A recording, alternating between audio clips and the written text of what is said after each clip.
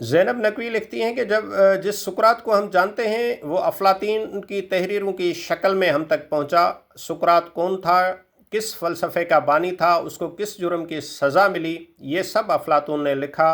اور ہماری اسی تک رسائی ممکن ہو سکی۔ اسی طرح یسوع مسیح کون تھے، عیسائیت کی اولین تعلیمات کیا تھی، کون سے نظریات کے اس کی بنیاد میں تھے اور کون سے بعد میں شامل ہوئے، یہ دنیا کو سینٹ پال سے معلوم ہو سکا اور بعد میں آنے والوں نے اس میں وقتاً فوقتاً رد و بدل بھی کی۔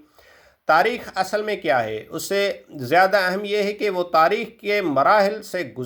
کن مراحل سے گزرتا کہ ہم تک پہنچی ہے۔ وہ جو حقیقت میں ہوا وہ شاذ و نادر ہی ہم جانتے ہیں، بلکہ وہ جو محفوظ رہ سکا خاص طور پر تحریری شکل میں ہم اس کو جانتے ہیں، سچ اور جھوٹ سے ہٹ کر۔